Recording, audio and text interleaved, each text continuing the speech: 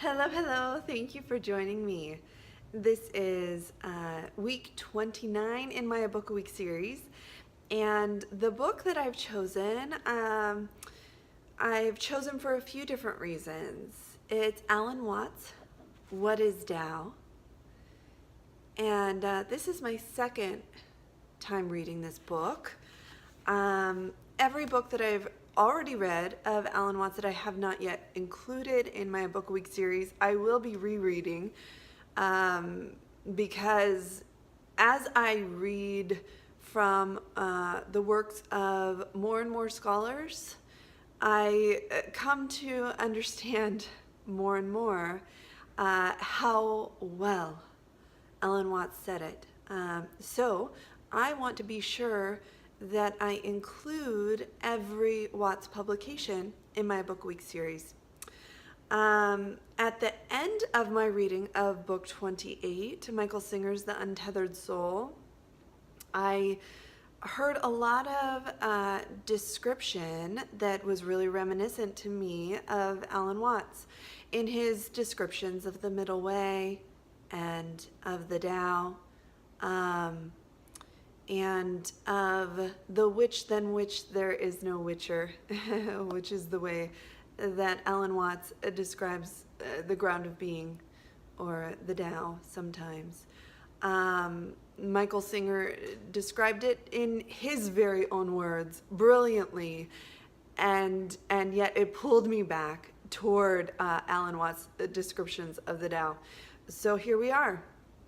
As I'm reading What is Tao again, I am thinking a lot of the description that I first heard from Alan Watts of the Zen principle, Jijimuge. The way that I'll describe that here is using vivid imagery. It is a description of the interpenetration of all things. And the way that I imagine it is by imagining the morning dewdrops on a spider's web, and imagining the rays of sunlight reflecting off of each of those dewdrops. And then, of course, like mirrors on the different reflection points on the circular dewdrop or the spherical dewdrop, there are different reflection points that then reflect off of each other, infinitely so. I'm thinking of Jijimuge because, well, for a few reasons. I'm thinking about the infinite reflection points that there are in the manifestations of human form. And I'm thinking about my experience of interpreting and coming to understand each human form as the very substance of what I want to do in life.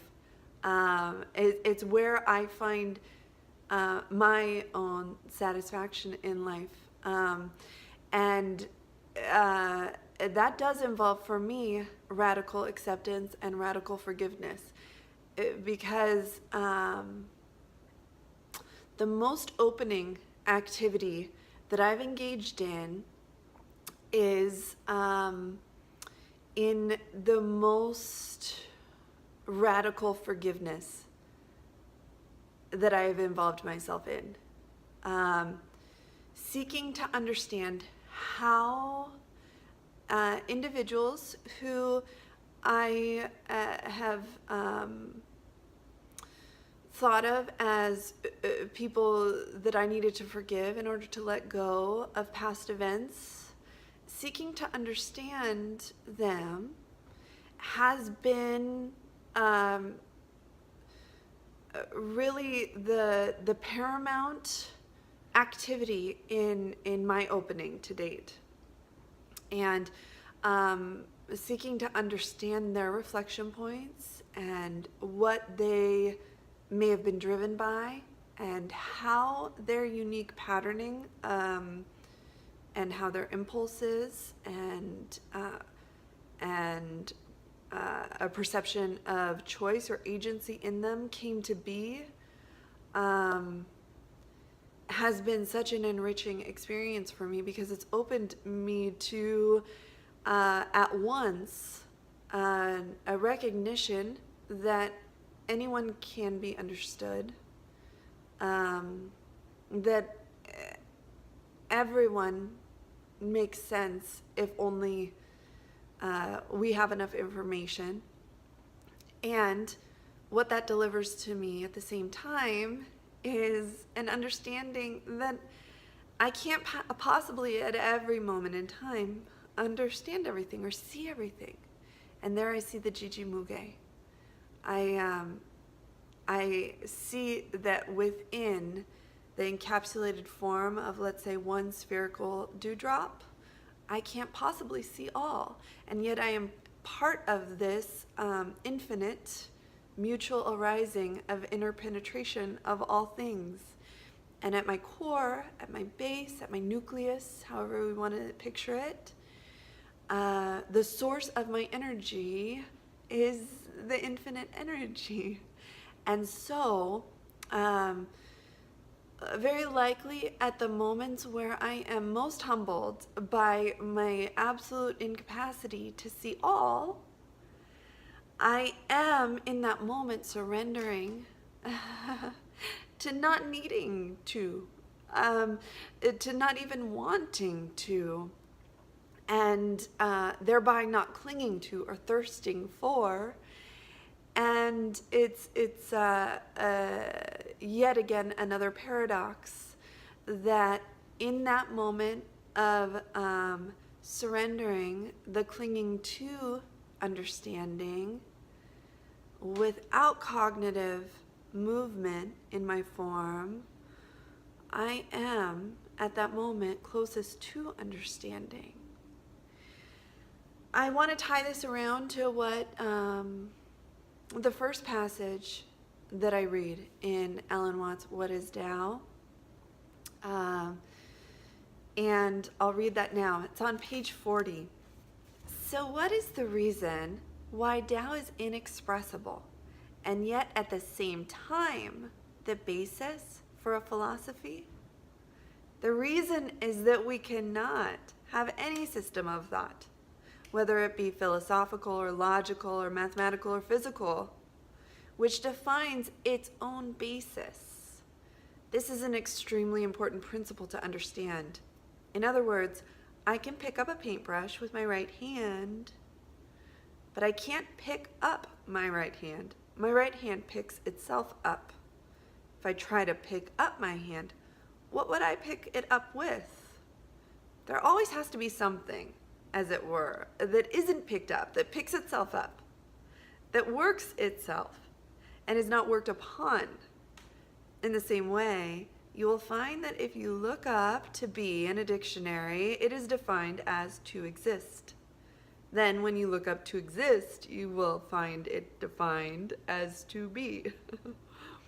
And are you any the wiser? A dictionary cannot really completely define itself.